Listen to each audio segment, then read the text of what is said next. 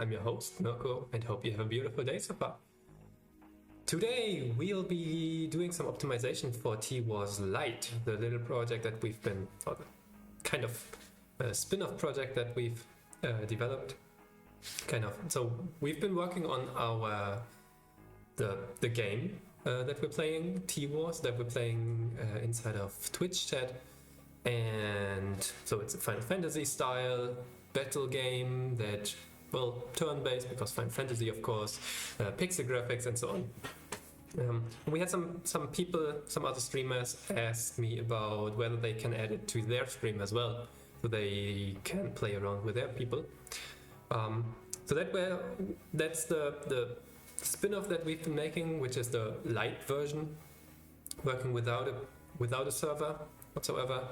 We do have the server in the regular game so that we can actually, well, persist the progress that you're making, the monster that you've defeated, the battles that we fought together, the experience that you've gained, and the level ups that you've also got, so that you can use those in the next stream as well. And we stripped all of that out for the light version, and the idea was to pretty much have a complete front-end version of it, and that's what we did last time. One thing that we have, however, so I have it here inside of AWS. When I click here, let's see, then it starts, but it is, as you can see, it's loading terribly slow compared to what you would like to see, and I think also what we can imagine from a game like this. And so the reason why this is so slow is that, well, we load everything, and well, loading everything over the network. So if we go into sources, we can actually see what's actually loaded, and that should be more. I would expect much more. Ah yeah, here we go. These are all images that are actually not needed. So for example, we have these backgrounds that are actually kind of large. These normal images, the monster images, are not too large, to be honest. But these, for example, there are like 10 background images. All of them are like 500 kilobytes.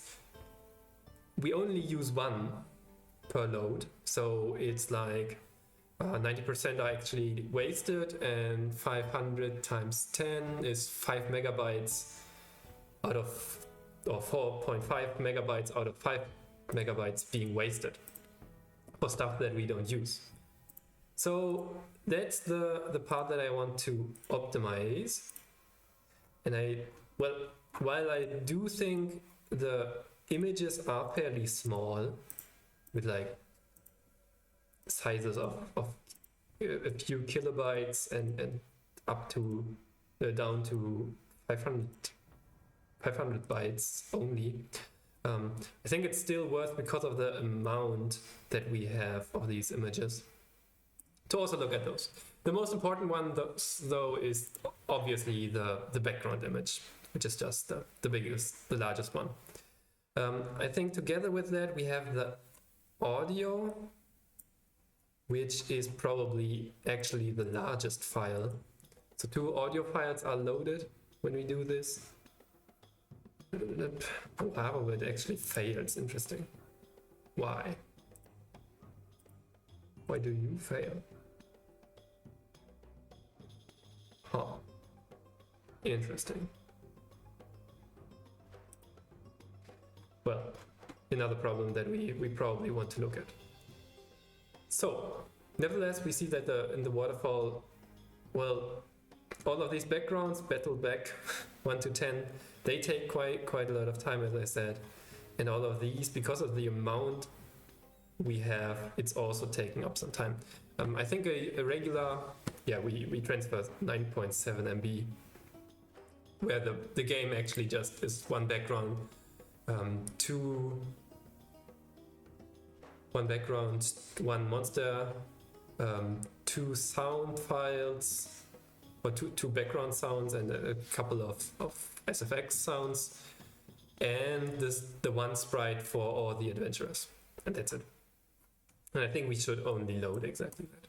So let's get right into it. I am here in the Teawars lite version, and by the way, I can switch on some music because I tried to add some. Is it already running? Yes, already running. Okay.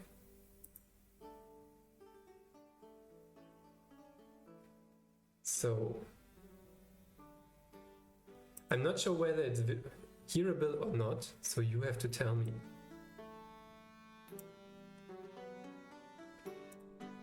It's a bit on the medieval side. So, also giving the stream a nice touch, I think. Very relaxed. All of this is in the public domain. If you're interested in the songs, please let me know. All of them are actually on OpenGameArt, where all the assets for our game are actually also from. So let's get into it. We do have a loading scene. And currently what we are doing is very simple. Load everything. Particularly the monster sprites. Just load everything. That's probably what we want to get rid of. What I think about is, so the main scene, basically here it determines what background image it is going to use, and somewhere else it's going to determine which monster it's actually going to use. So let us try to change that. Let's take a short look at the wrong browser. Phaser scenes. IPI documentation, is that the one? There is an amazing diagram.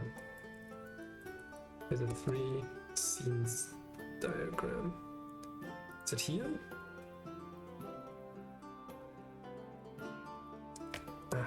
Where was it? Tell me. Did they change that? Ah, here we go. Perfect. Yeah. So here we see the flowchart of how a scene is actually started and when it loads, when it does which step. So the important part being, so we start at the top. It starts the events, and then it is called within it. Here it can actually get some data, which is not visible in the diagram, but nevertheless it is possible. So here we can kind of do the constructor thing of injecting our configuration, for example. Then it typically uses the preload method to determine which part of which assets it should load. So that's one part also that we want to optimize. And then it creates the actual game objects. I think we have two objects. So we have two scenes. One is the main scene where actually the interesting stuff happens, all the rendering and so on. There we definitely, in the create method, we should have loaded everything that we need. The stuff that I'm thinking about is whether we should inject the relevant things into the scene via init, and then the main scene uses preload to load only the relevant stuff. I think that's one way.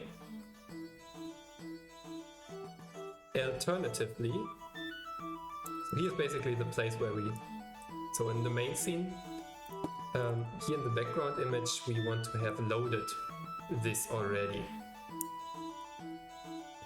Probably the one that we actually use. So let's just start with one simple version. One is init,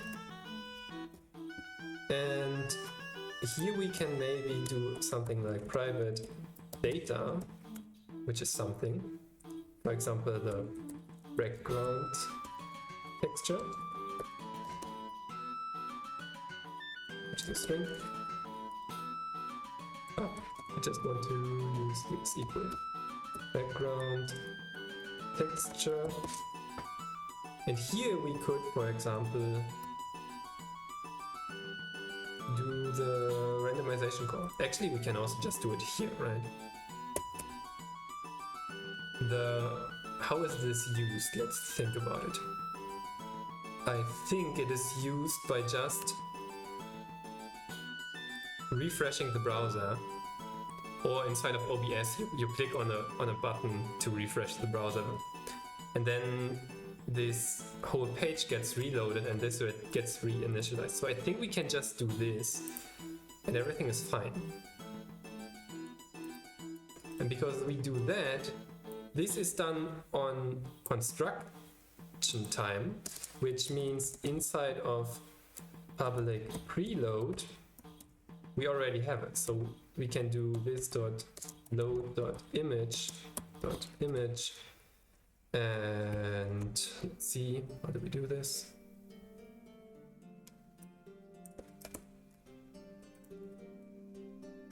Just copy and paste this part, and we call these, there we go, 1 to 11.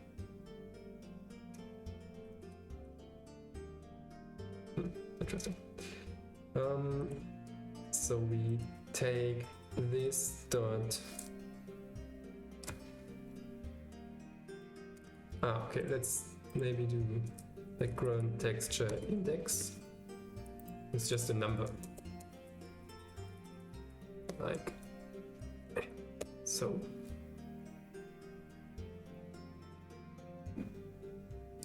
And then we do this dot data dot background blah blah blah index. Maybe we actually pull this out. Well, whatever. And we put this one in here as well. And that's already all we need, I think, for the background images. That's the very simple way. Data is probably the wrong. Data is data is an object of the scene already, so we have to rename this. I don't know, init data maybe, or game render. What do we actually want to have? This is the randomized data, for example.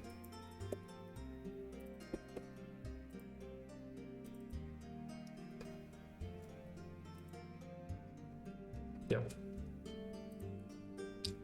So that should already take care of us only loading one background image instead of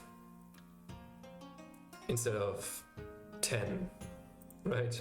Which means 4.5 megabytes already saved. If I'm not mistaken. No, we still load it, of course, because I haven't removed it from here. So we can look, we transfer 17 MB right now, which is quite a lot. And if we remove all of this, and we save again, now it's 27. Oh, interesting.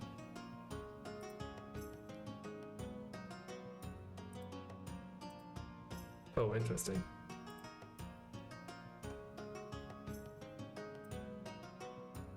So we did remove it. Can I like... Okay.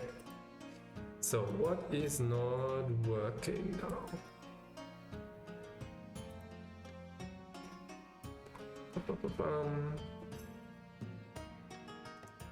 Currently it cannot find the background.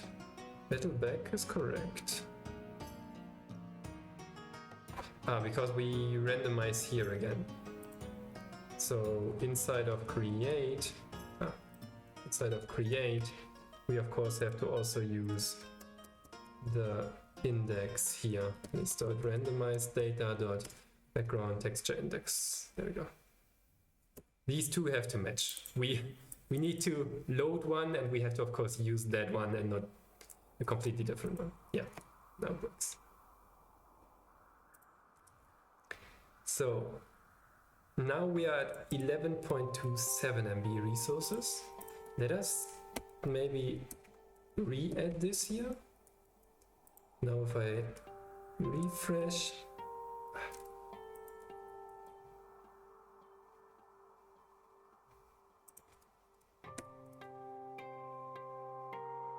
wow, is it that much? How large are these files?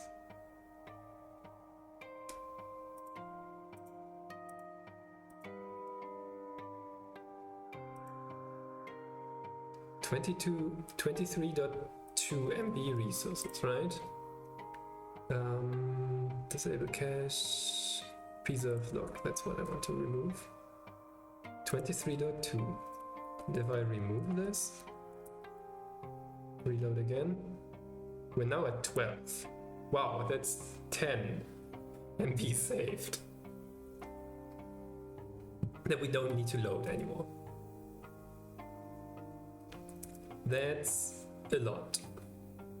That's a whole lot.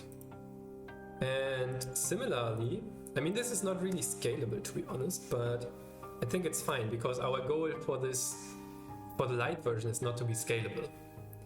The goal for the lite version is to bring it out to other people, and then if they can use it, and if they like it, they can switch to the proper version. So I think that's fine as well. Yeah. So adventurers is actually just one big sheet. Yeah, exactly. What we do need is the monsters, probably. Yeah, we take all the monster sprites, and for each one we just load it. Instead, what we probably want is we already determine what one monster we get.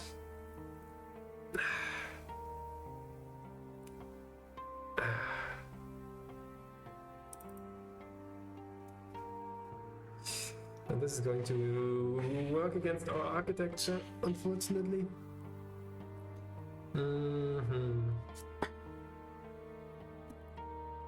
In this case, I probably just want to move it into the loading scene and then inject it into the main scene and logic scene.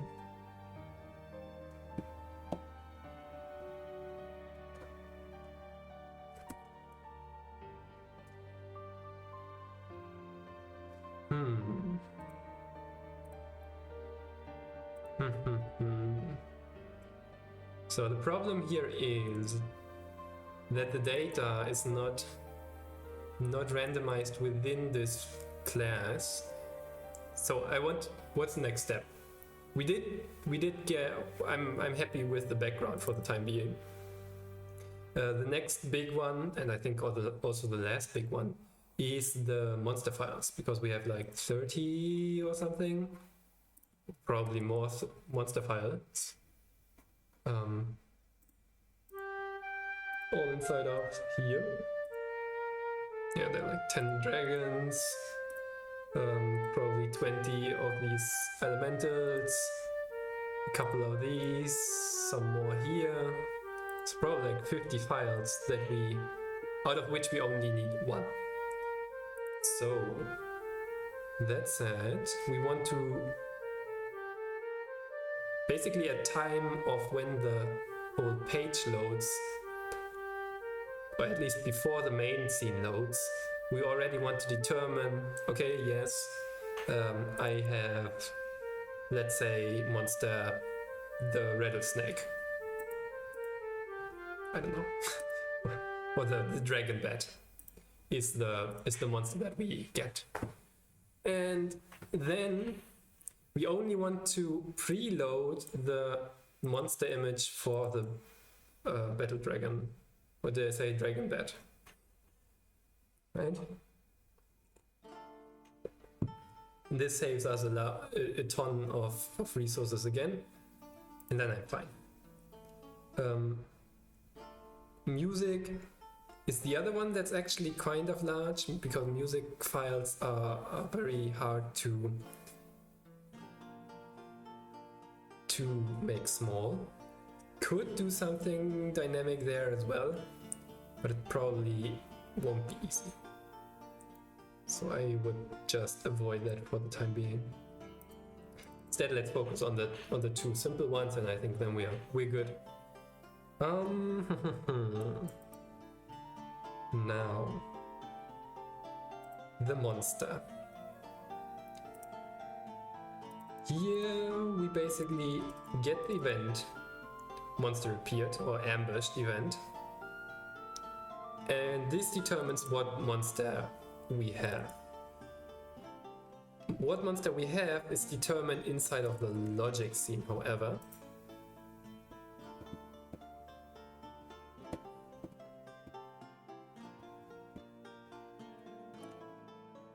That's determined inside of the logic scene, however. So I think what we can do is, when the logic scene initializes,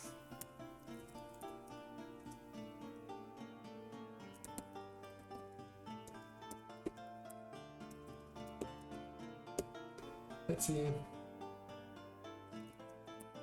random data,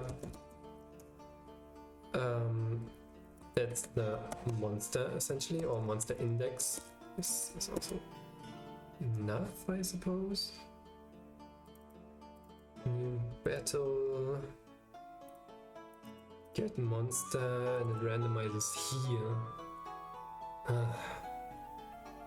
Okay. Suppose we have to take that one out.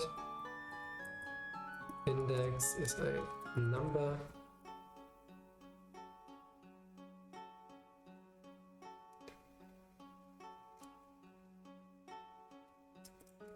And go up the level here. We do the random now inside of here. That's one level higher. And now we probably even have to go one level higher, even. Monster index, number. Just again this one, and then we put in the monster index here. Save. And that's now inside of here. Set these inputs for the time being. So I'm now lifting the randomization up and up and up and up until we get to a point where we actually can use our own stuff. And that's, I think, right here. And now we can do random data dot this dot random data dot what's the index. Not ideal, but let's say it works for the time being. And again, our goal is absolutely not to make this work with this more than today. We give it to other people, and then we're happy with it, and everybody else as well. And then we focus again on our actual game. So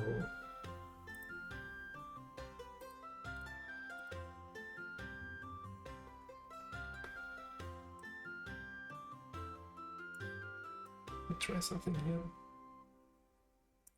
So OBS doing the last upgrade also removed all my camera settings. And I noticed that like right before the stream, so I have to make this slightly brighter. I think there's a nice filter to do that properly, but I forgot which one. Well, yeah, sorry about that. You gotta live with it. Hopefully we get a better camera with time, right? So now we have the random data inside of here, does that suffice already? We actually need it in the main scene, right?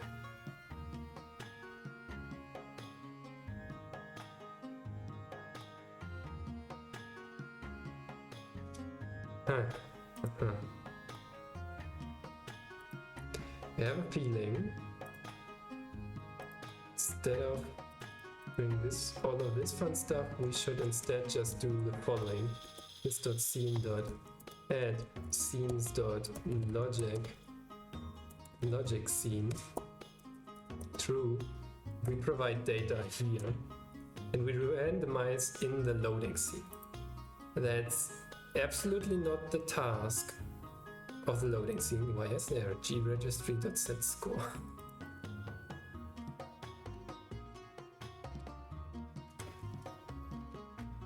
That must be from the boilerplate originally. We don't need that. Do we need the G registry at all? No. Sorry. Let me just remove that and then still compiles, it seems. So everything is fine. Well, one unused file less. So now, oops, surprising.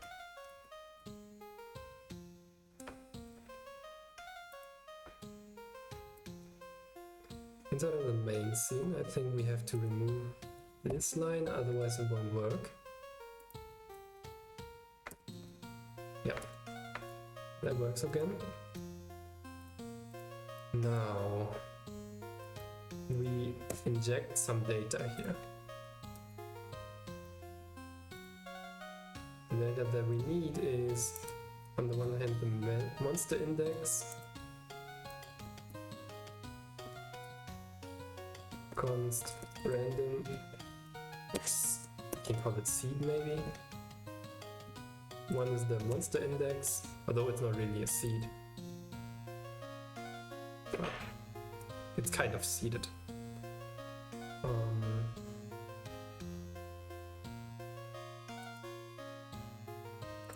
I think I need to import random, and I think I need to import monsters, which I have already. Yeah, that's just a file, so I have that available, and I can access it inside of here. I was thinking whether if it would be an asset that's loaded only slightly above, then we would need to be careful, of course, to not have cyclic dependencies. But it's fine. It's just a TypeScript file, so everything is fine. So that's the monster index, and I think we can do the same also for the background texture index. Like so. And here we put in monster index is seed dot monster index. Oops, that was too much. And inside here we actually put, I think, both, right? Dot seed.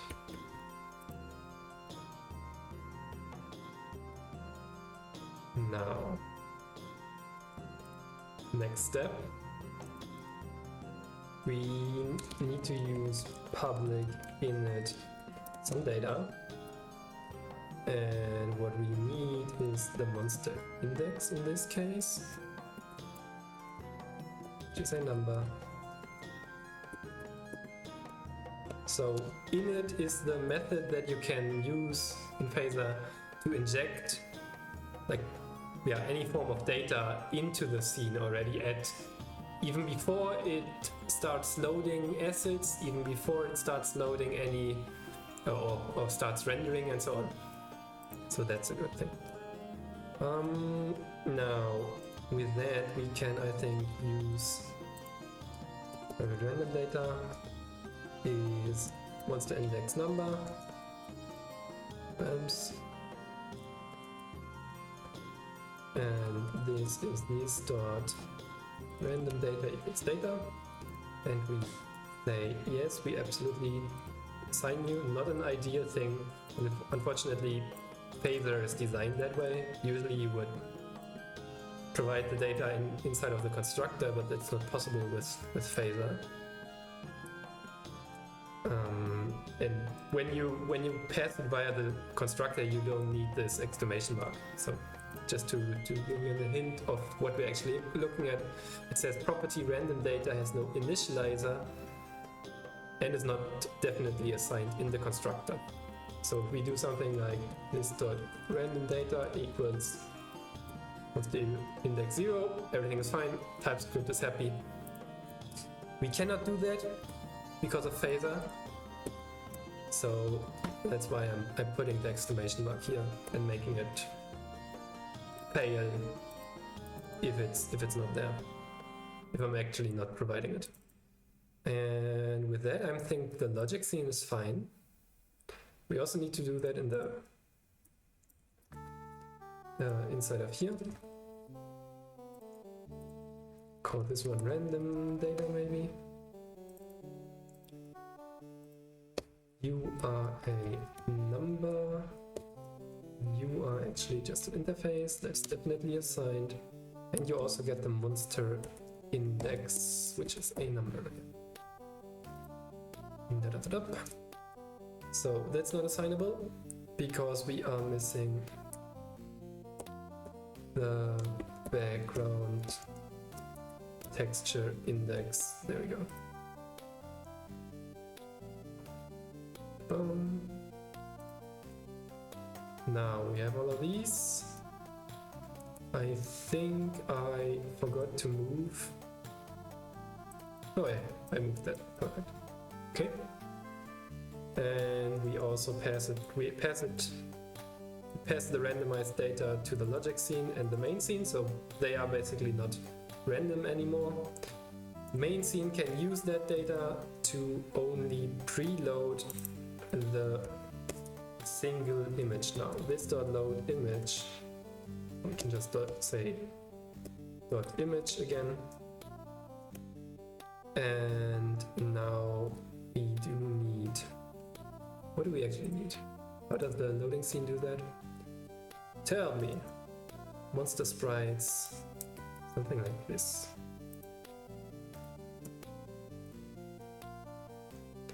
So monster sprites, unfortunately, is the wrong one. So we do need the mapping again from monsters to,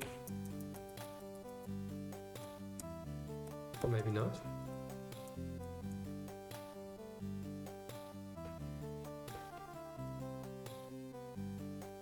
I think we do.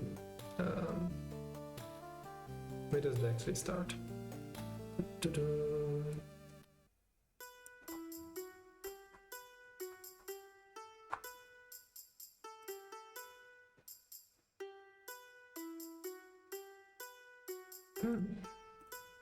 Where do we have monsters? Monsters. It's not here anymore. Great. Do we have you here somewhere? There. Ah, that's from the domain. Now this is going to be interesting. So that means, let's see. Okay, so the main scene actually wants the monster sprite index, which is different, unfortunately. And if we have the monster sprite index, we can use monster sprites at position this dot monster sprite index dot const monster is equal to this dot random data dot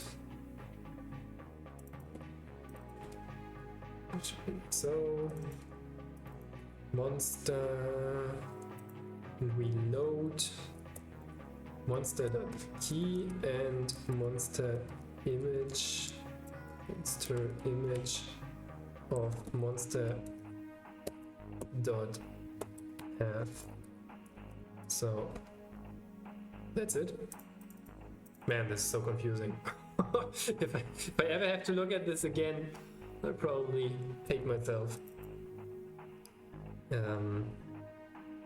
Now we need to have mapping. One more thing now, because of you, where yeah, there we go. This is not .c, this is on the one hand background texture index,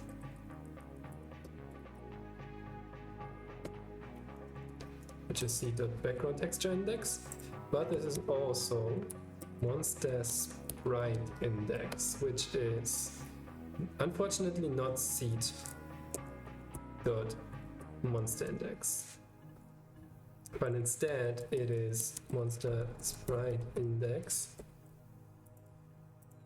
a calculated value from monsters. No, wait, it is monster sprites dot find index, and we look for the sprite maps to sprite dot key sprite dot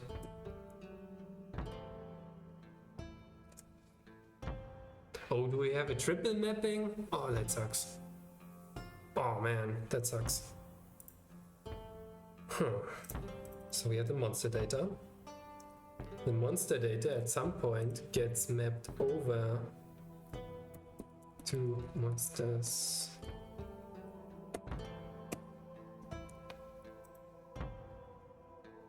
Let's see.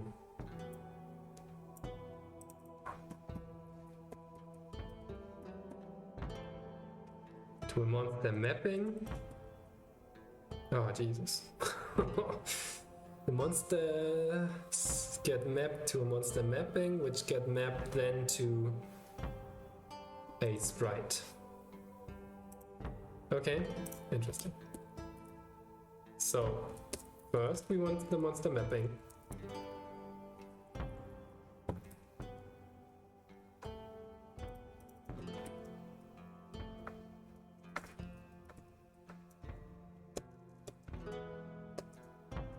Mapped monster. First of all, we take monster mapping dot find. Let's see. So we map from monsters. We map to monster mapping, which we map then finally to monster sprite. And we have the name as a match. Then we have name and key. Name,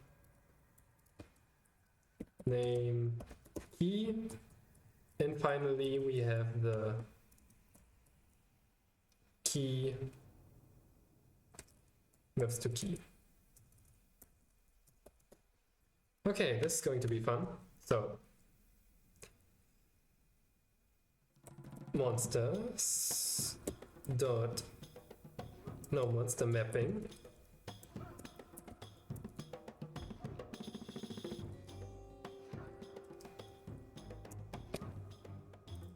Let's see.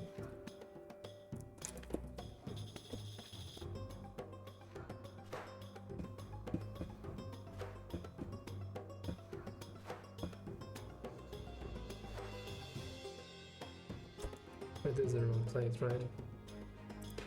I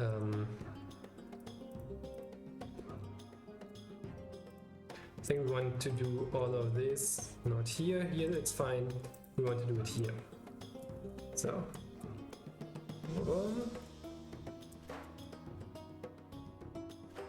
tell me about it. Hello there, Mikaos. Good to see you again. How are you doing? Tell me about it. What? which part? Which part exactly? Yeah, we now, because of we have the. So I'm telling you about something. Because in our lite version, we have the backend data, we have 2 times the front-end data. One is basically the mapping from the backend data to the front-end data, to the actual rendering data. We now have a triple mapping in our lite version because everything from the backend is moved into the front end. We now have the backend part, the mapping part, and then the actual part that we want. And now I have to do all of that right here, basically. It is fun, I can tell you.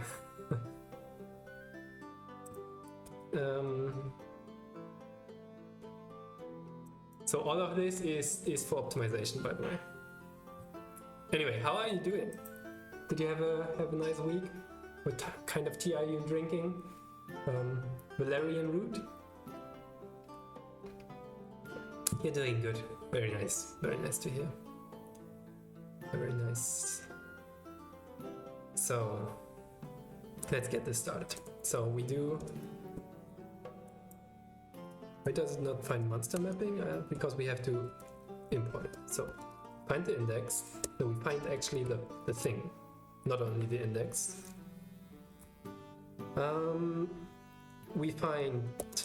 We have a map, and we take map dot, what did I say? Map dot name must be equal to the monster dot name. The monster, however, is monster is equal to monsters at position seed monster index. So far so good. Next part is the sprite, the monster sprite. This is the one that we actually want. Monster sprites dot find, and here we only want the index, I think. Does it actually really matter?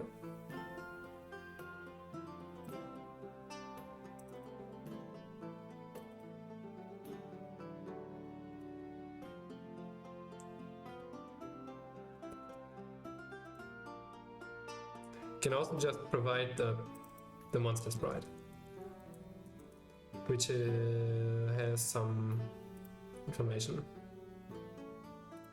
which is type of, because I'm lazy, monster sprites at position any. There we go. Is that the correct type?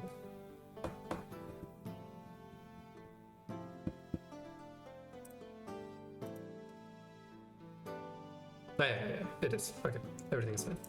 So now we have this dot random data dot monster sprite, and this dot random data dot monster sprite dot pass. We have to provide monster sprite right here, which is of type this dude. Man, this is terrible. Don't try this at home. I'm only doing this because I know I will only upload it once and never touch again. And I will, yeah, please remind me if I ever have the idea of how we could just add this one to the lite version. No.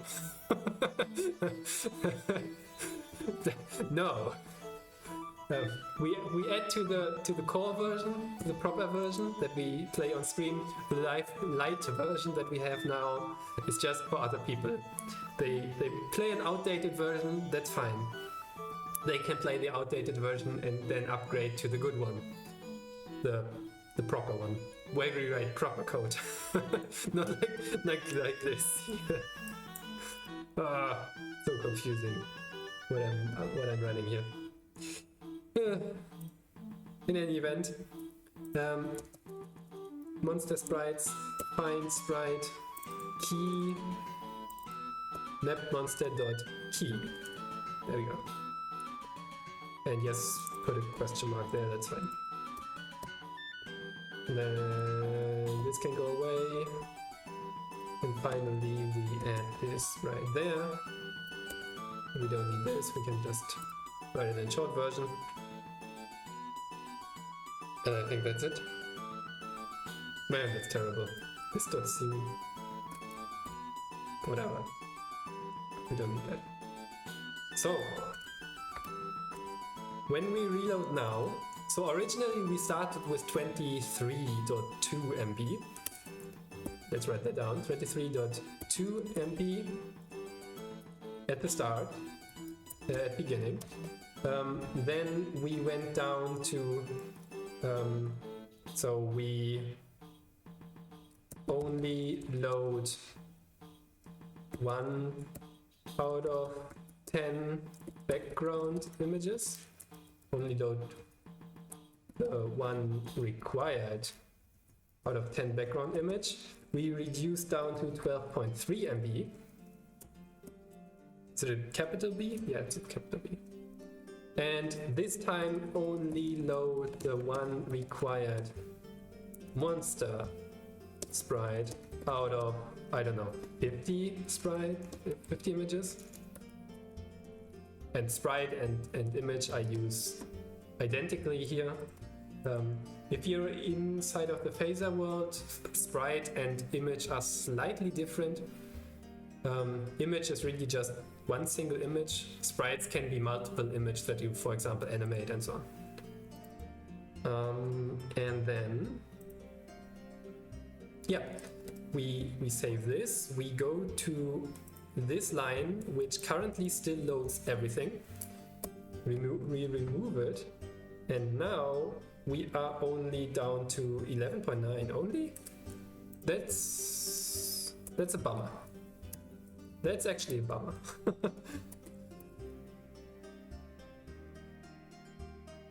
But we can now actually see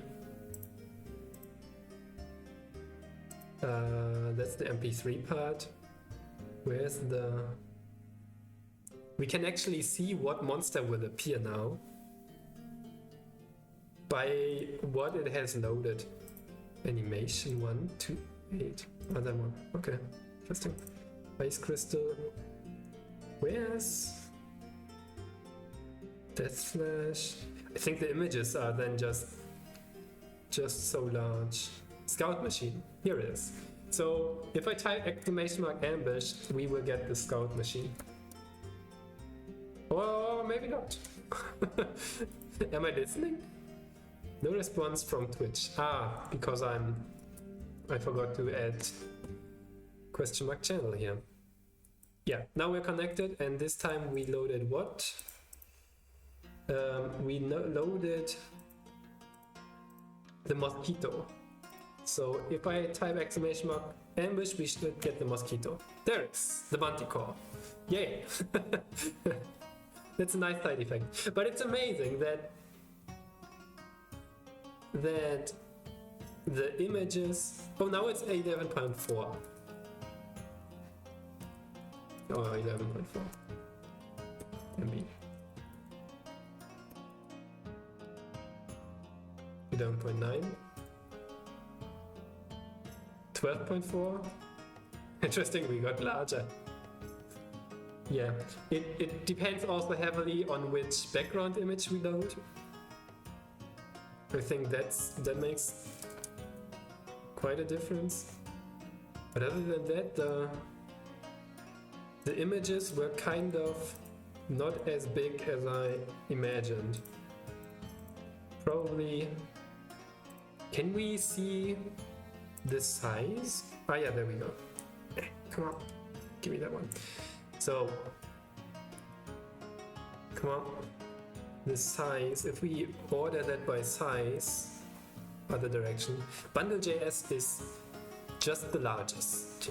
Okay, so we won't get much below 8.5, but be aware this is currently the dev bundle. So if we actually build this, yarn build, then the dev bundle will shrink quite a bit. Let's see how much it actually shrinks. And the next one is, the music, just as I have expected. Then the background image. Do we use the font anywhere? Baloo.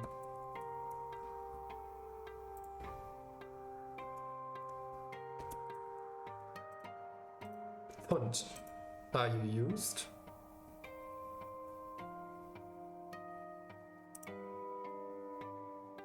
Yeah, right here.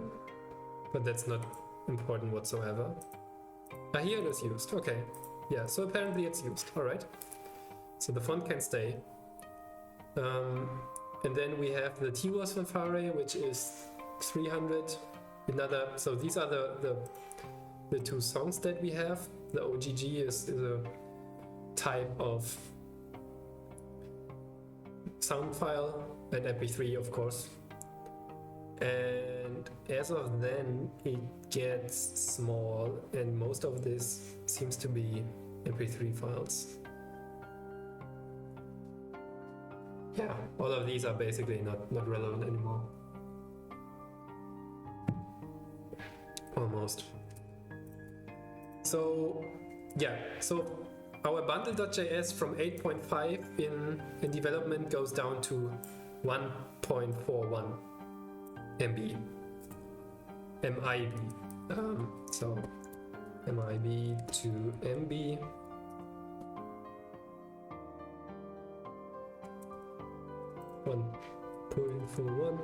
So 1.47. That's at least a lot smaller. So I think that's what we go with. It's not nice. It's absolutely not nice what we're doing here.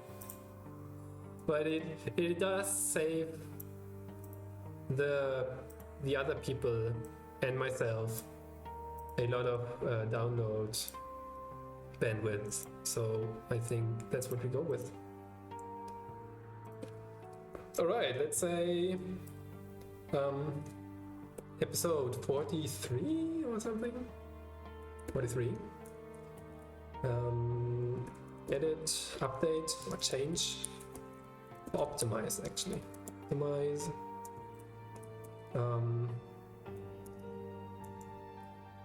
Optimize only load single one background image plus monster sprite node. This makes, so what I want to say is that basically we destroyed the ability to restart a battle. This destroys the ability to restart a battle for good. Basically a warning. We weren't able to restart a battle on the front end anyway. I didn't include that.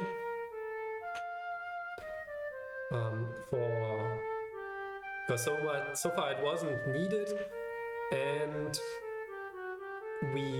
there was no real point in time where we wanted to do that. So I left that out so far, and now we destroy the possibility for good, kind of.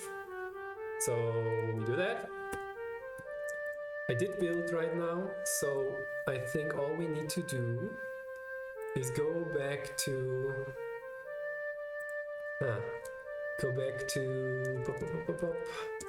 Amazon AWS. Let me just log in again.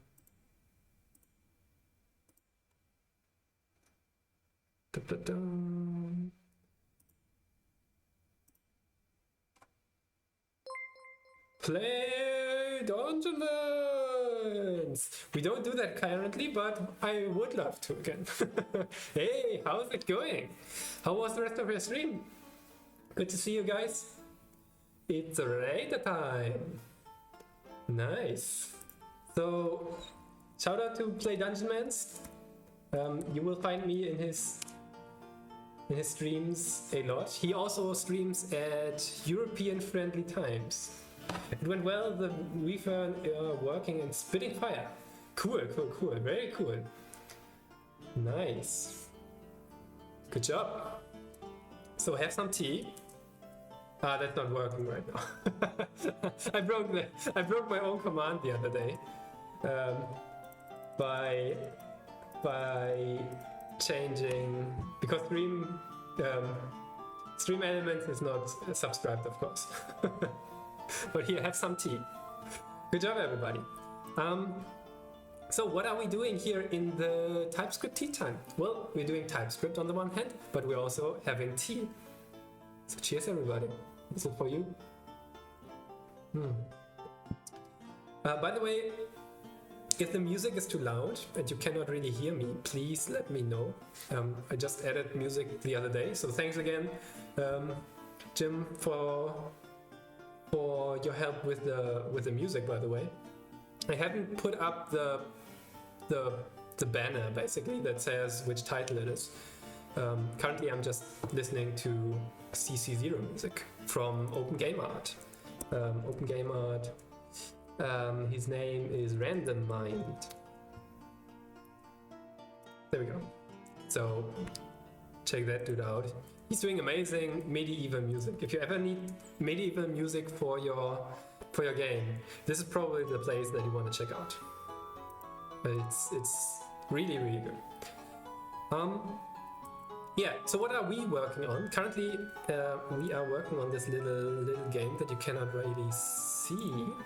But let me just switch to a version where we actually can play together. Hold on. So currently I'm developing a version, a light version, so that other people can include the game just via browser source into OBS. At least kind of a light version of the game.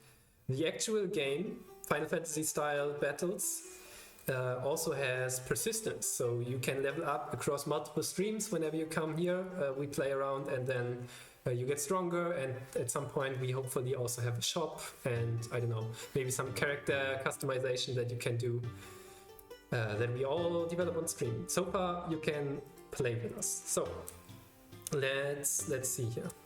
I have Teawars here. I need to stop the server there. Stop that. The shoutout work? Yeah, shoutout worked. Yeah. So, a few words more about Play Dungeon Dance. He's developing the game Dungeon Dance, Jim, and it's actually on stream. So if you want to check that out, it's a lot of fun, kind of a retro, what's it called, roguelite.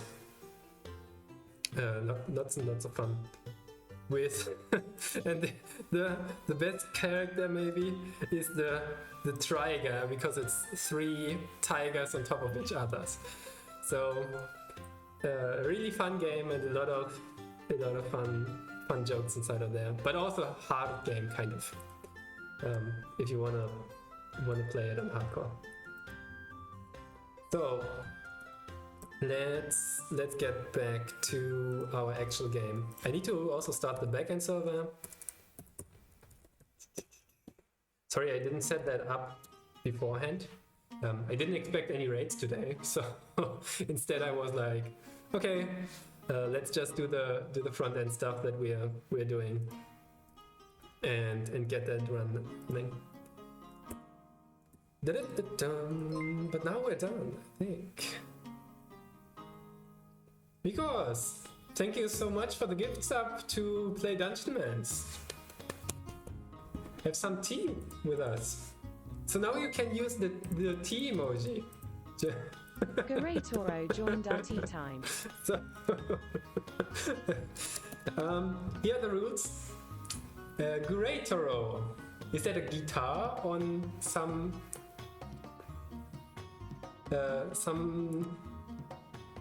language? So, let me shut down the music and open this little dude. There we go. Let's take a different one. This one is so... Come on, refresh. Thank you. This one is nicer, right? It's a... You and your party, you walk together, you've battled quite some monsters together, and now you're on a stroll, and you're actually stealing apples from the local from the local farmers.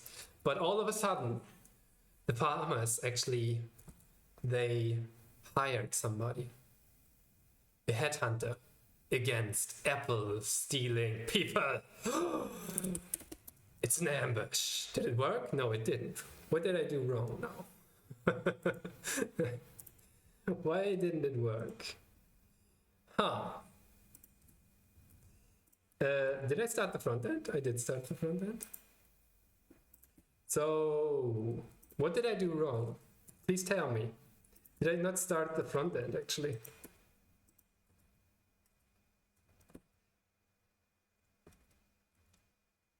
I think I didn't start the front end. Why was it loading? No, the address is in use. Ah. The one is okay.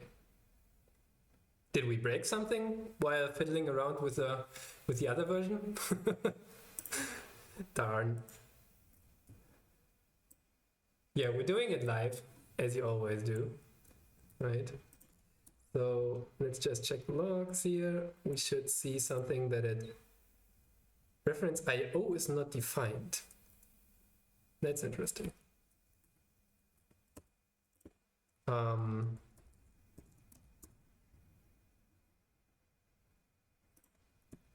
Main scene. There we are. Main scene. Why are you not defined anymore? You should be. There.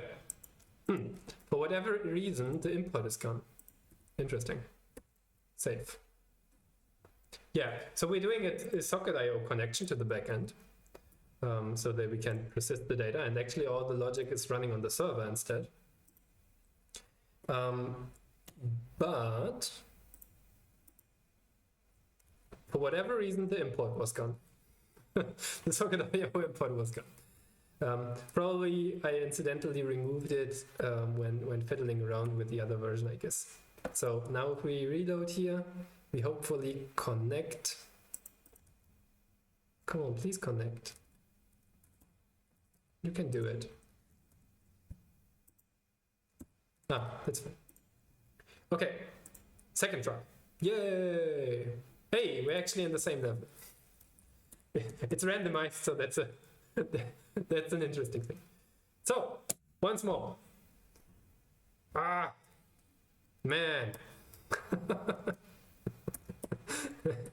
Man, we're absolutely in development mode, so it is not currently designed for me playing. Sorry about that. Let me restart once more. Sorry, Mikaos. I appreciate your enthusiasm, though. Because we forgot the most interesting part, which is monster. Give it just a sec. Please reload. We forgot the most interesting part, which is the intro. I took so much. I gave so much effort. Put so much effort into the intro. We cannot just ignore it. So, finally, I think we've got it now. You and your party, you walk through a deep forest. The farmers actually they came with their forks and said, "Oh, You boys! And you were running, of course, with apples in hand into the deep forest, and all of a sudden, an assassin ordered by the forces, the joint forces of the farmers, to hush away all the apple stealers. So, exclamation mark join into the chat, everybody. So here are the rules again. Exclamation mark join or exclamation mark attack, whichever you prefer. And then you can start healing people, you can start attacking, you can cast some fire magic, or you can cast also some ice magic. For the time being, let's just heal a bit. Oh, there's already some ice magic by Mikaos. And also snowflakes falling down. So, exclamation mark join into the chat to the new people. That would be amazing. And then you can cast, for example, fire. Particular, you can form whole sentences. For example, I take 3 steps back, then sprint towards the enemy and exclamation mark attack. That also works. And then you give it a good smack onto the forehead of the assassin. Because he doesn't want to give you your apples. Oh, fire! I'm on fire!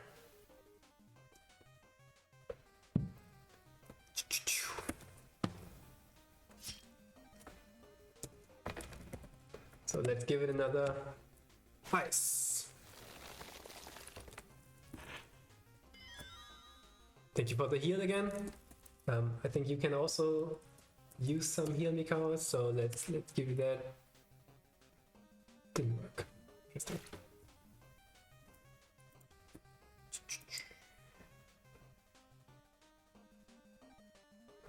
I already attacked, that's why. This time it worked. Yeah. So up at the top, you see a small green bar filling up. That's the ATB bar, the activity bar of the enemy monster, and you can do 1 attack per round essentially, and then the monster has to attack, and your action also gets reset. So you have 1 action per round. Let's get another heal out. Oh, that's it. Oh, and I hit the microphone. Sorry. We did it! Good job, everybody. Let's drink some tea. I definitely need to fix the tea for everybody. Yay! Dun, dun, dun, dun, dun, dun. It's a Teawars victory fanfare. but it is absolutely inspired by the Final Fantasy victory fanfare. Absolutely inspired. Dun, dun, dun, dun, dun, dun. Good job. Thank you so much for joining. With that, we go back to the other stuff that we actually were doing, I think. Yeah, so basically that's it. The cool stuff is your progress actually gets persisted. So if I stop this and we can turn on the background music again. We can, for example, go to localhost 3000 it is, I think, and then / adventurers, and we see, for example, to get the spelling right, Mikaos is already level 2, and I think he's right about to get his 3rd level, which means a +2 damage modifier, a +2 heal modifier whenever you do a targeted heal. Yeah, and of course on all a +2 also on all the all the spells, all the attack spells. Because cool. Yeah, and we have that for all the people who actually joined. So some people are on level 4, others are on level 2, level 5, level 1, and yeah, level 2 again. So whenever you come back, your HP will actually be at the same level, so beware of permadeath, and your experience will also go up, and with that your actual level. All rightos. Oh yes. Love that enthusiasm. So I think we did the monster sprite thing, didn't we? Which means, let me see. I think I just want to also put in this one. So let's say episode 43 fix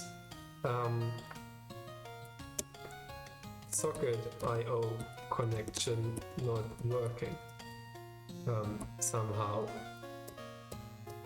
Oh, fix socket IO connection. There we go. So all of that, by the way, is on the GitHub. For whatever reason,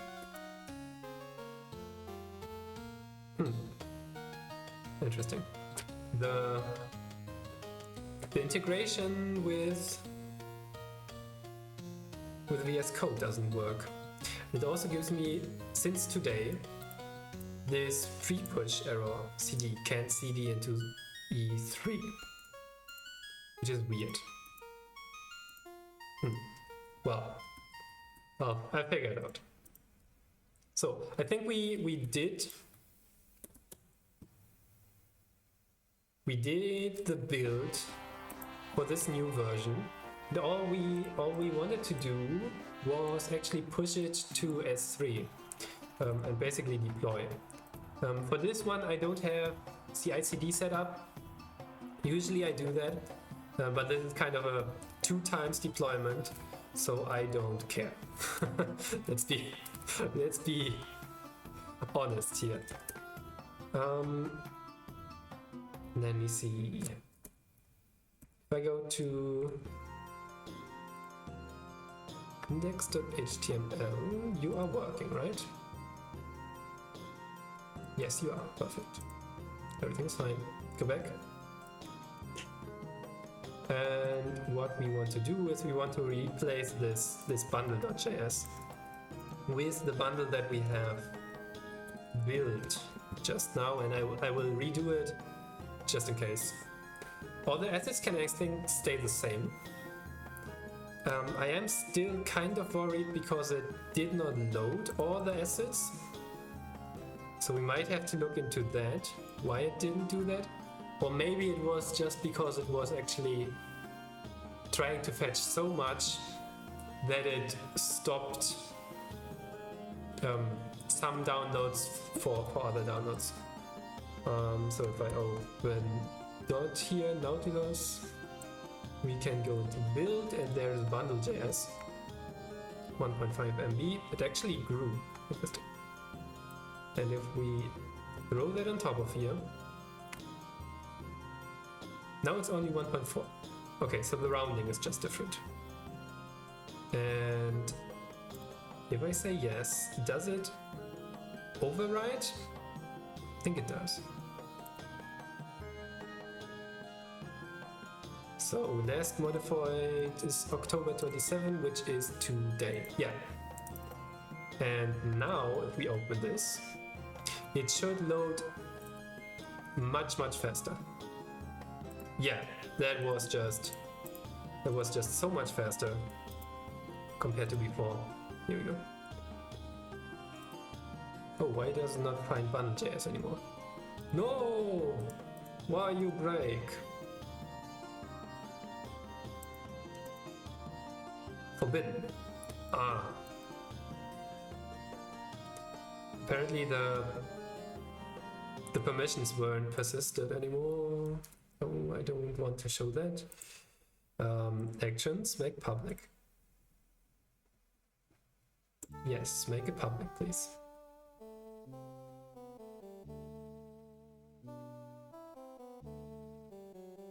Success. Okay. Let's retry.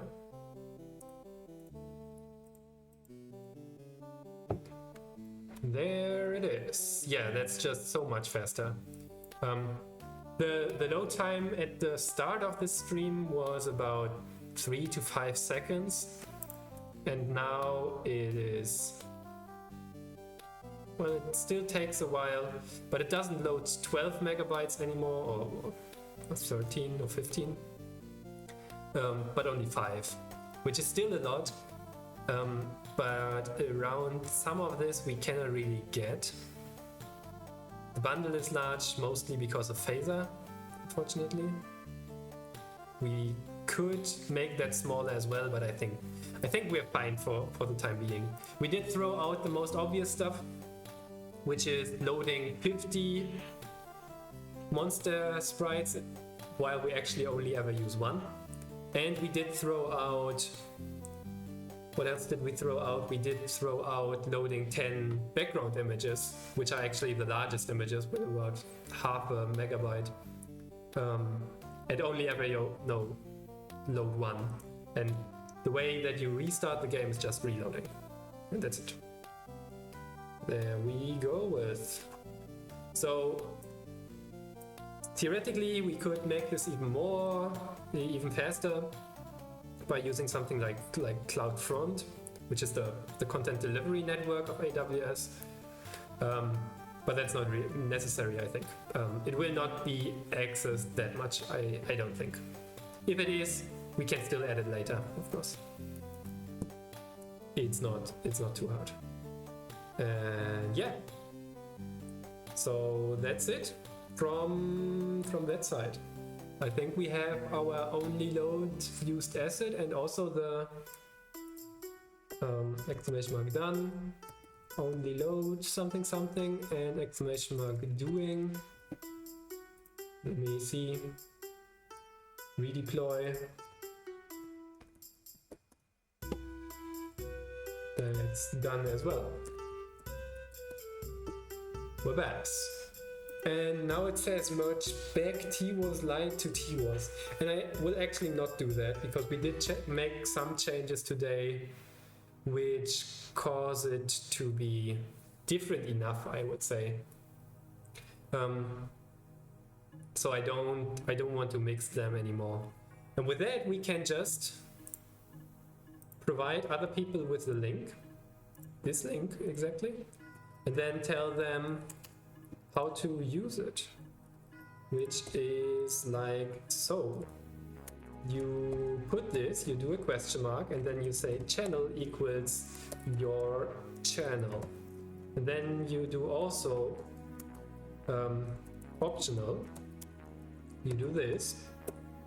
You do and moderator, and this, is it with an S or did we exclude the S?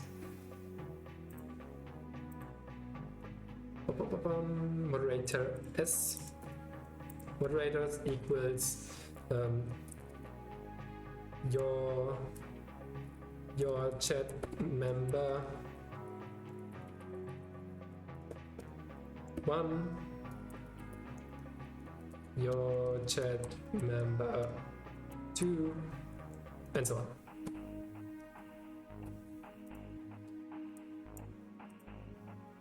Optional and optionally, add moderators, i.e. people who can start an exclamation mark ambush. Documentation as CSV. The channel owner will always be a moderator, or can always start an exclamation mark ambush. That's important. usage.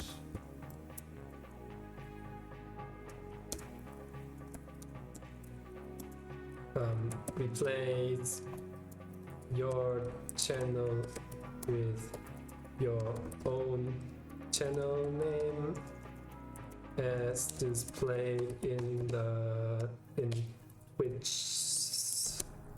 URL.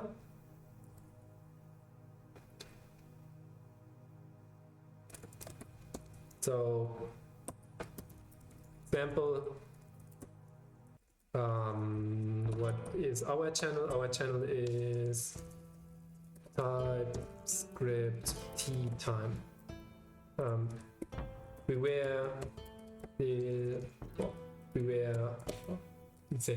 This is case sensitive.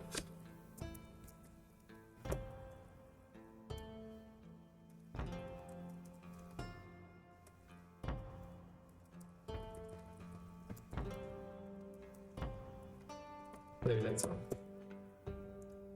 And I think if I start this now, we can actually start a battle. Exclamation mark. I don't like this level, to be honest. There we go. Exclamation mark ambush. Oh, it's Ara Krokra, a bird-like creature. It skirms and fidgets. So exclamation mark join into the chat to have your character also there on screen. If you want to play with me. Please note that now your progress is not persistent, so that's why you see all of my health is actually restored. This is the now online version. So if you want to play with me, exclamation mark join. Ouch, man.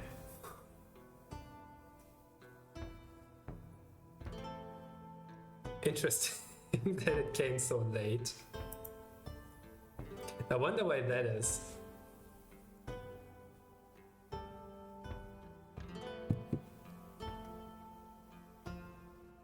I wonder why that is.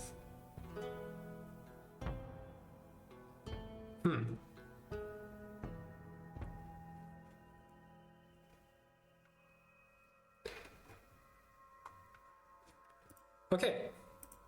Well, it seems to be sorry, not ambush, attack. Yeah, that works. Now I get it. Okay, because I was clicking into the browser window, that's why it only started loading all the stuff that is concerning sound. And we seem to have some parts depend on the end of the sound effects to then trigger other events. So that only ever happens if you actually click into the window, because the browser only starts the music when you click into the window. But I think that's about it. So I will write some documentation for this and then put it online. But other than that, I'm pretty happy with that. So we started locally with 23 MB, crashed it down to 12 MB, and then further to, well, about 11, 12. On the actual deployed version, we started, I think, with 12 MB, and we got down to 5, if I remember correctly now. So, good job, everybody. Bye. We will not merge back into our other thing. We do have some music on stream, so I can actually put that into the done part. And we can just do some smaller things if you like to. Let me just put these two here. So, and then I will, do I still have this open? Yeah, I do, perfect.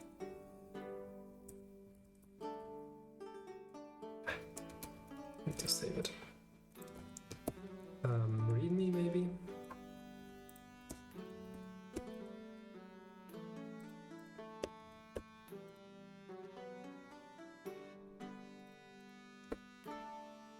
save, there we go. And then I refresh to-dos, there we go. And then we do exclamation mark. Doing move. Just a small refactoring here. The next part that we're doing. And after that we expose the timestamps of the battles, which is also nice for ordering, I think. Maybe we order them inverse, maybe also. To do order event battles by time newest first. So for that we go to, I think, /server first of all, and we say open VS Code. Inside of here, the first one is super simple, I think. We have the update adventure.dto.ts here, which is in the wrong place, and all I want to do is, yes, save it. Come on, VS Code. Yes, lint stuff. Can you do things? And then we move that into the part where it's actually used, which is the adventurer. So all we need to do is use our plugin here, put this into adventurer, say yes, I do understand the consequences of this, and let's run the TypeScript compiler to see everything is still working.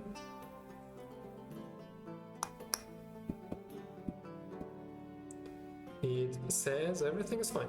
So, and I do trust TypeScript. It did update a couple of things here. This one, the import has slightly changed. This one is the file itself, so that's just a rename. This one is the import. This one is probably also the import. Yeah, exactly. And you are something different. Something that I still have to write. So, that's already it. Episode 43. Yeah. 43. Factor. Move. Adventurer. Update. Adventurer DTO to correct to adventurer /. So that was an easy one. If you have any suggestions on what we want to do, feel free to chime in. And if you have CC0 music that you want to hear on stream, you can also suggest that to me, maybe with a link ideally that proves that it's CC0. And then I will include it probably in the next stream.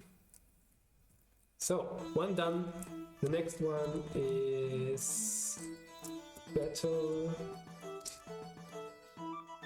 So, battle events should include the timestamp. Let's see what that is about.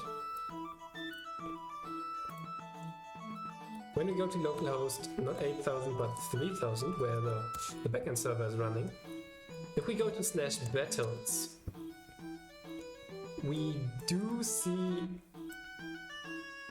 a lot of stuff.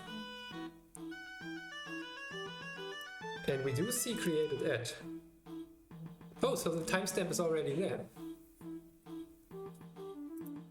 Do I see that correctly?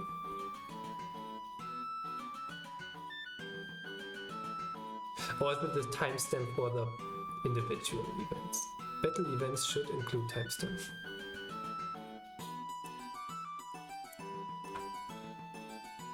Ah, wait. Is it about these events that I wanted? Let me remind myself of why. So the one on the battle level definitely makes sense. It has an ID and it also has basically a created ad and the party who actually joined and so on. What is interesting would be whether we want timestamps on the event itself, because that would give us a chance to replay battles with the help of its timestamps and in particular the time differences, right? But then again, we don't really have a use case for it right now, or I cannot remember. Let me maybe check the. You can also, if you want to, check the Trello board that we have.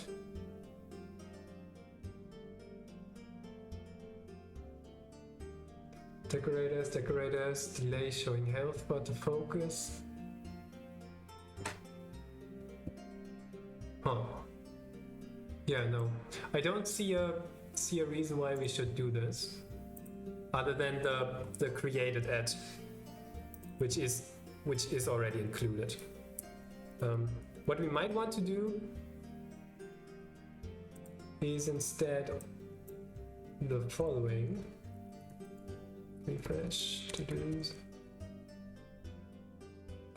Is instead change the ordering. Currently we have the created ad, the newest elements come last, which is kind of annoying. Instead I would like to have the newest elements first and then the oldest elements, the older elements.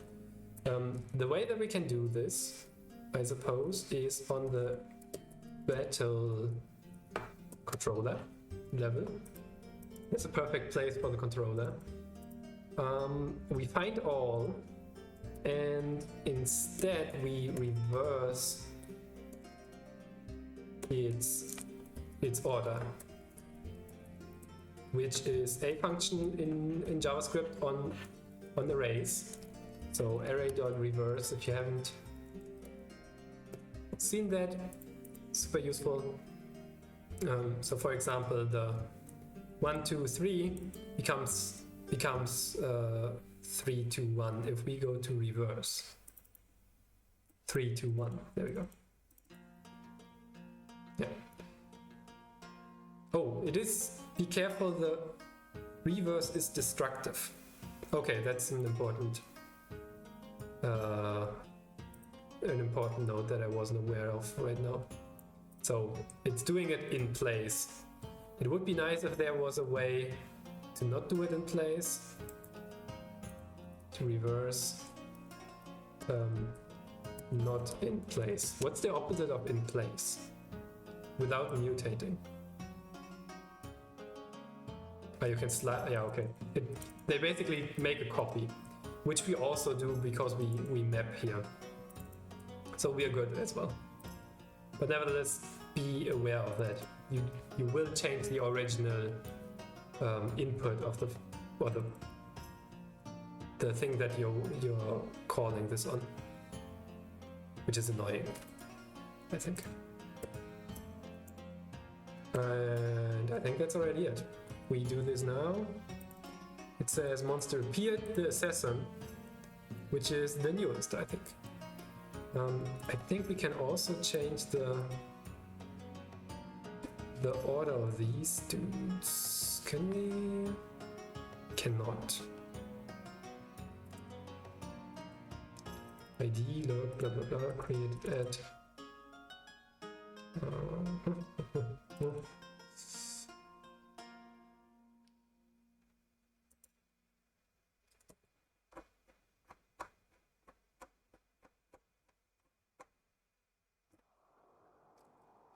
Would be nice to have party and created at further above.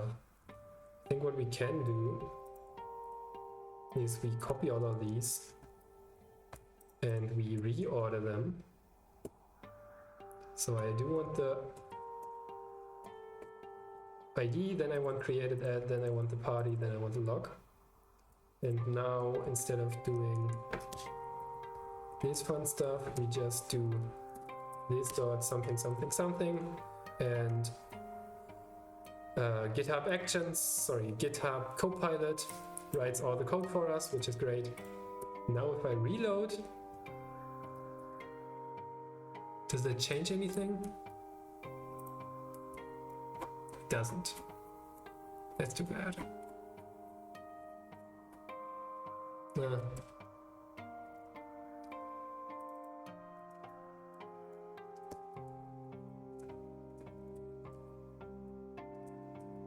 No, it doesn't. That's too bad. Well, let's revert the change then. Save. But nevertheless, we have the newest one at the top, which is good. So, this is episode 43. We did a change.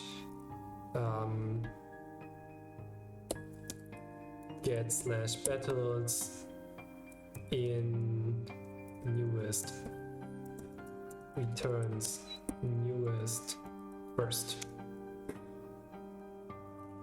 And that's it. So that one was a simple one as well. And let's move that. Now let's get into something interesting.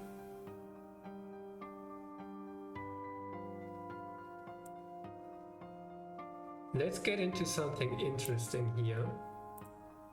Decorators. Decorators in are fun. Oops, exclamation mark, refresh to-dos. Are you still with me, guys? And gals, of course.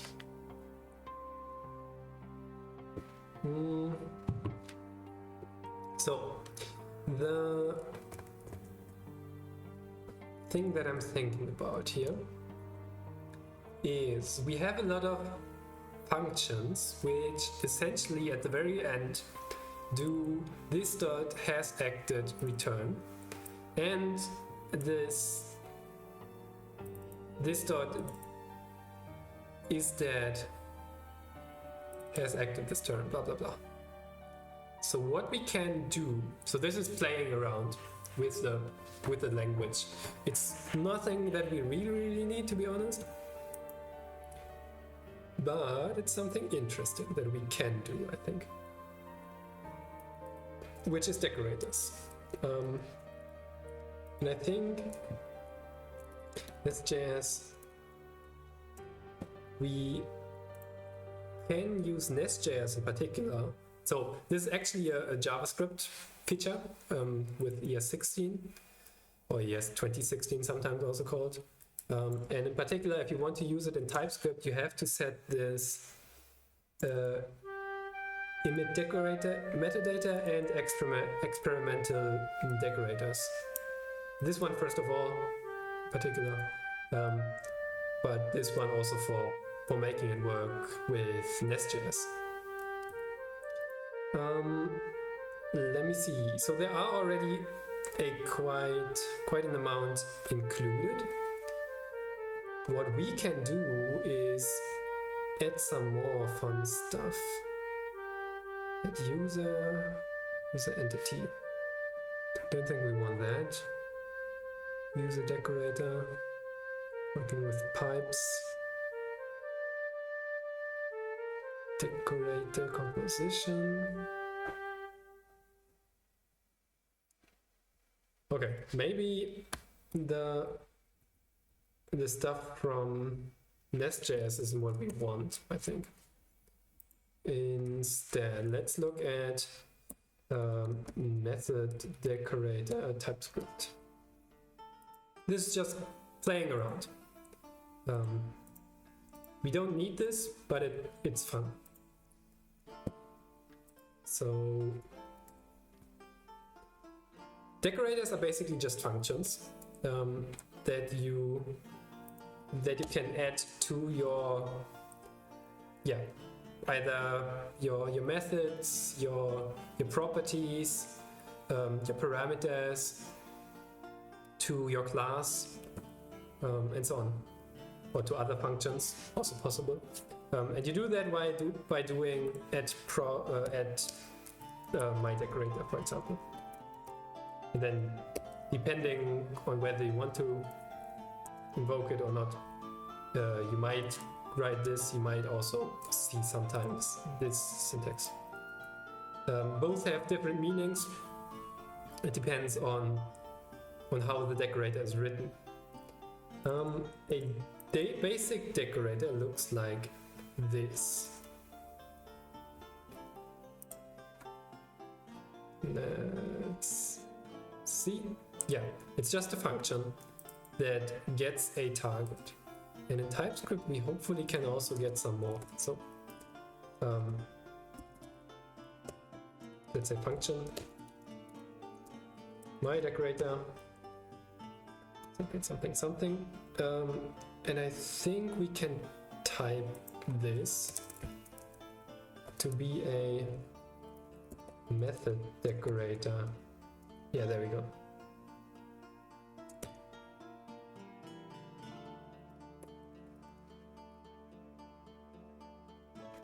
Wait, it doesn't return it, right? Just a constant my decorator that is a method decorator, and then it needs to do stuff.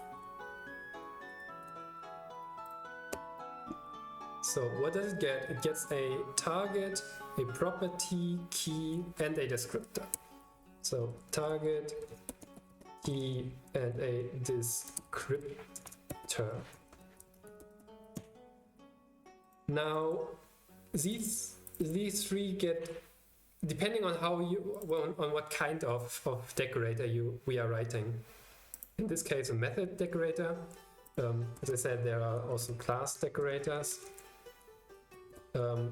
There's also parameter decorators.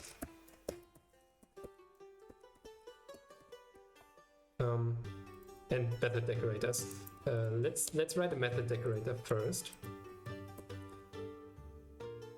And then what I want to do is basically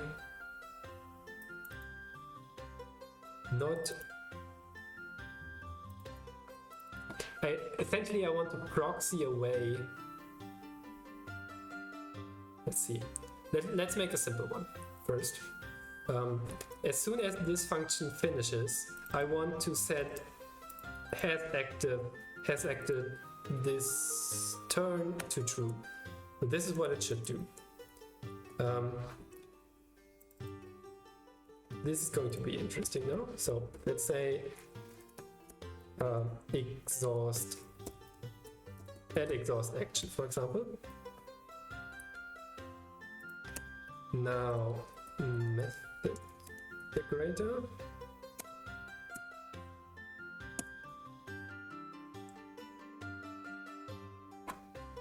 Let's see. It's a function decorator, class decorator, method decorators. Here we go. What we get. So if you want to read with me here about decorators, it's stuff that I forget again and again and again, unfortunately. The expression for the method decorator will be called as a function at runtime with the following three arguments. Either the function member of the class for a static member or the prototype of the class for an instance member. Second, the name of the member, and third, the property descriptor of the member. So the target is the prototype of the class. You can call this also class prototype.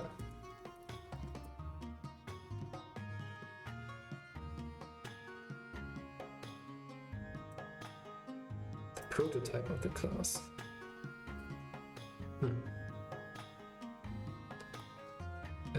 Enumerable. Descriptor.enumerable. Oh, look at that. Ooh. It's the new TypeScript side where you actually have hover over type information. Look at it. They announced that in the TypeScript conference a month ago or something. And look at it go. Ooh. I like it. I like it. So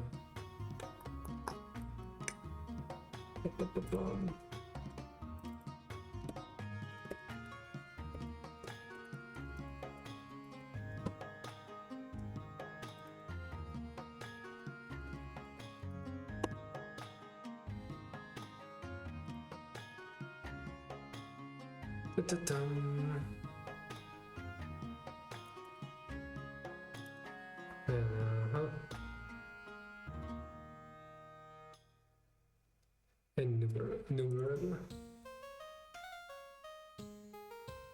So what are these actually?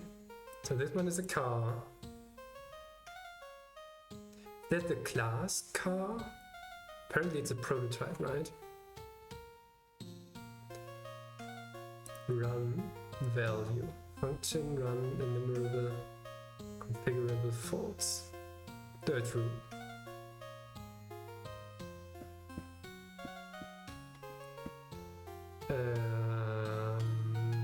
I'm confused.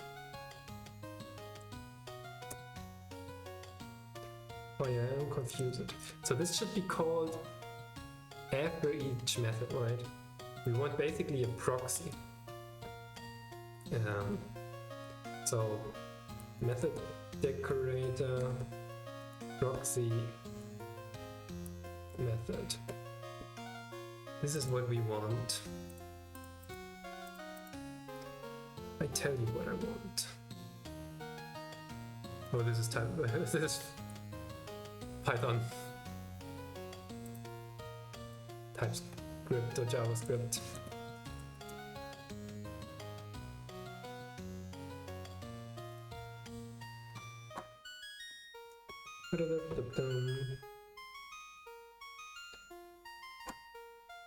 So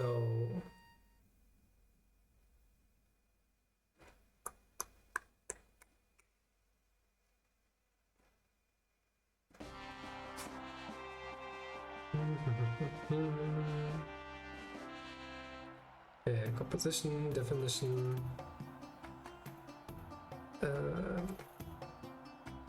T function, something.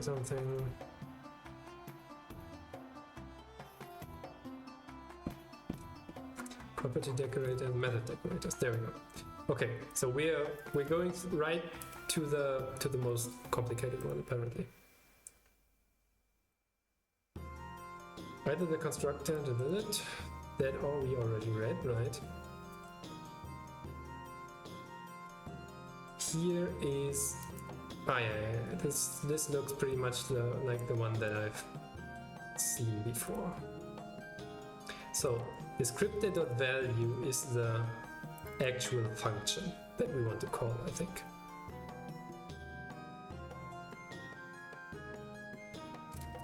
Yeah, so const original method is descriptor.value. Then we add a new function which receives args. Let's say that's an any array for the time being.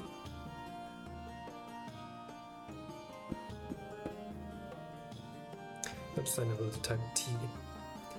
I'm not sure what T is supposed to be right now. T comes from, I think, here. T is typed property descriptor. Okay. So I suppose that's the type of adventurer at cast ice. Is that correct? Method decorator is not generic. It is. Dude, it is.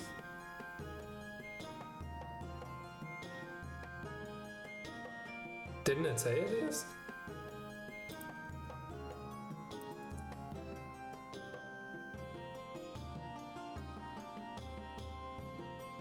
Now I'm confused. Ah, we typed this one.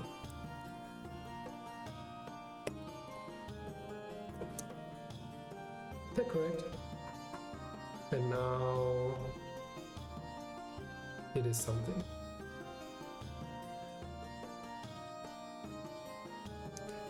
cast ice does not exist. Why not? You do. You're right there.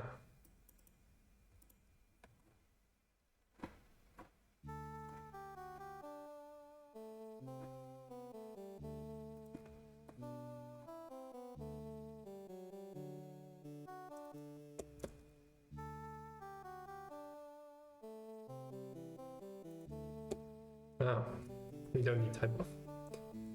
Cast ice is the descriptor, is it?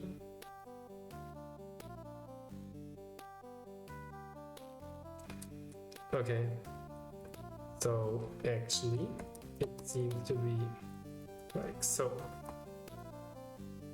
Now value is the original method. I think now we've got it. Okay. Now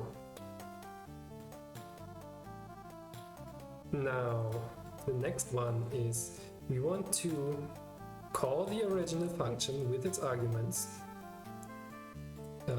which you do by saying original method dot apply, no call, and .x,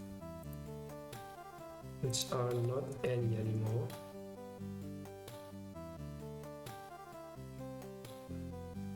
And then we do this. Do we have access to the actual class? Oh, we do. We do.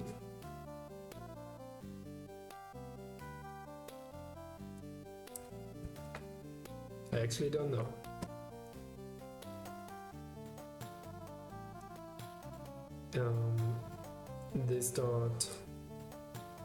This dot has acted this term is equal to true.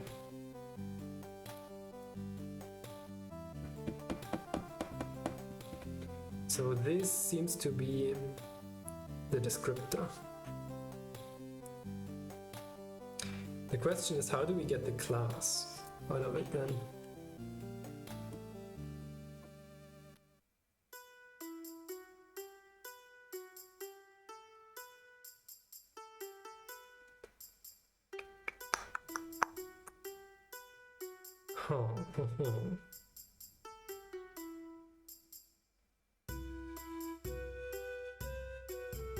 Good metadata, blah blah blah, say repeat. Validate. So what do they do?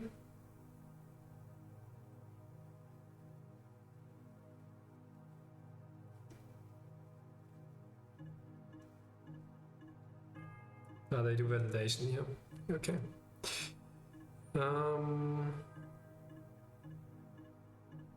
Isn't a string. We need information about the class that we have. And then we log this. We also log the key. We also log the descriptor itself. And I don't know whether we can do this, but we can do return const return value response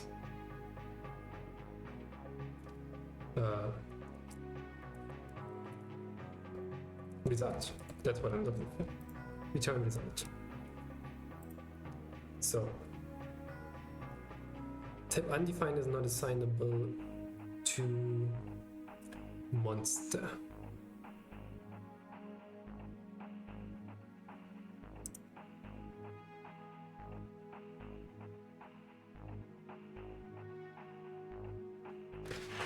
Undefined is not assignable to type.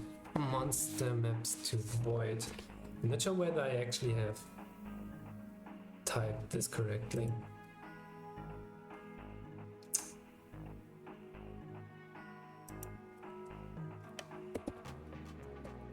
Let's say any for the time being. And any here as well. Any right? And then let's just take a shot and look at it. I kind of want a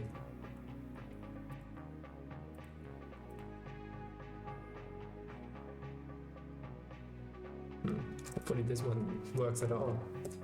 This dot schema dot spec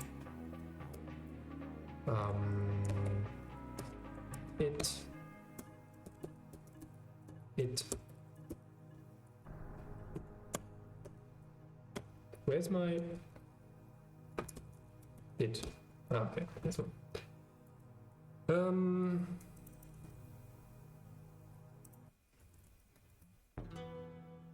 So let's say it exhausts an adventurer, the adventurer on casting ice. So we make a new adventurer. It's now going to be interesting. Did it actually work? Yeah. Const adventurer is equal to this dude. Now I think we have to actually add some stuff. No, everything is automatically set. Perfect. Then we do have to set the lock, I think. Yeah. Adventurer dot set lock is empty.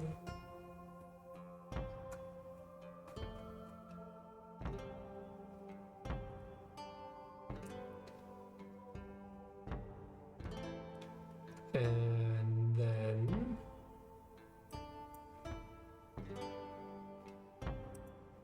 we also need to provide a monster which can take damage. So const monster equals take damage is no operation. There we go. And then we cast ice onto the monster. The monster is not assignable.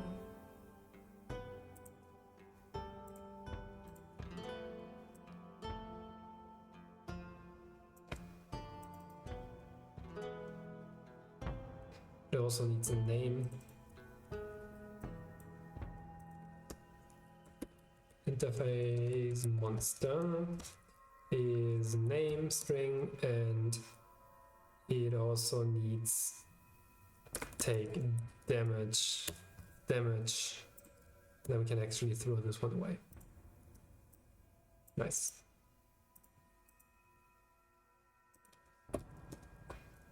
We need a name. Monster. Yeah, works for me. And then we cast ice finally. And now we want to see what happens actually. Oh, cannot exhaust action before initialization. Interesting.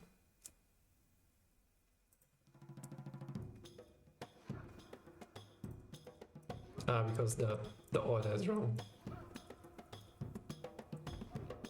Yeah. So that was a simple fix. No, not much done yet. Setting mixed, blah blah blah blah. That's okay. I don't really care. Here we go. So it has an adventurer, it has cast ice, and it now has a function. Is this actually the prototype?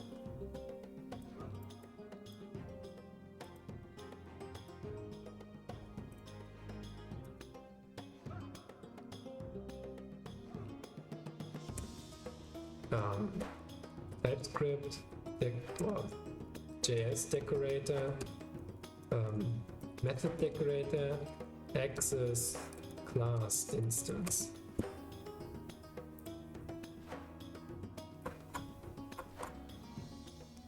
Oh, it is not possible to access an instance in a TypeScript method decorator, but it is possible to change the prototype and constructor using decorators.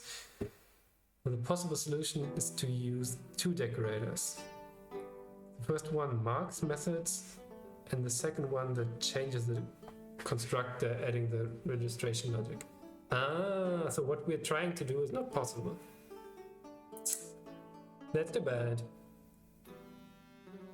Ah, that sucks.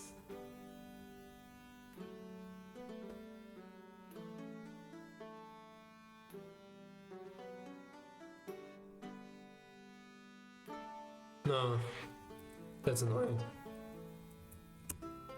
But I guess that's how it is.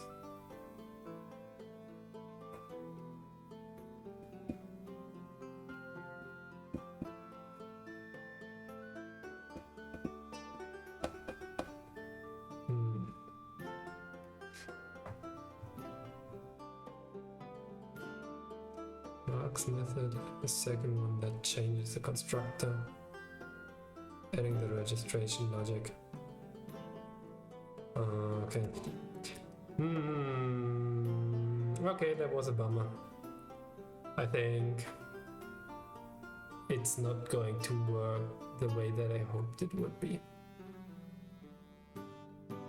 Okay. Then again, we learned something. We cannot, at least not easily, access this, the instance of the adventurer, with the help of an... Can we not? Wait. Call this. What is this?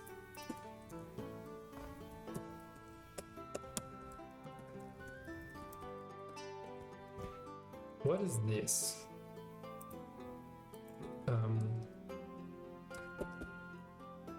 There's minus W, and we also want to run test adventurer dot schema.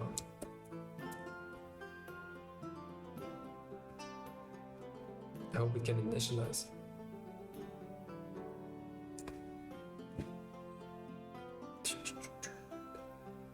Set log is not a function. Why not?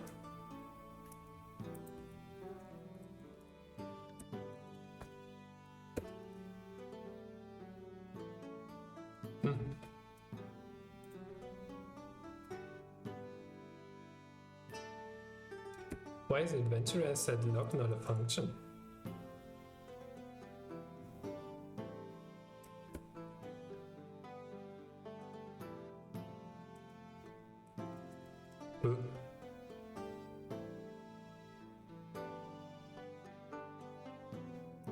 Huh? There it is. What kind of adventurer are you? that I can't even set its log or its diary, whatever you want to call it.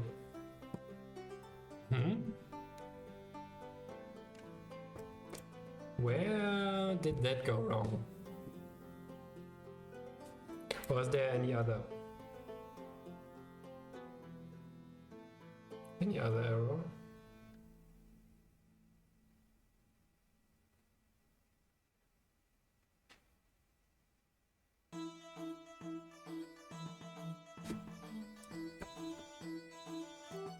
That's weird. What are you? What art thou? Do I have tests set up? I don't have it, right? Where's my debugger?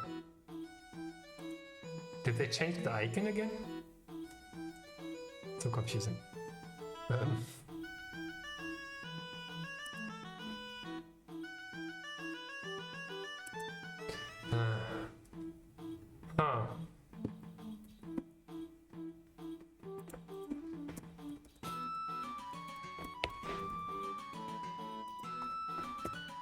What are you, my dear adventurer?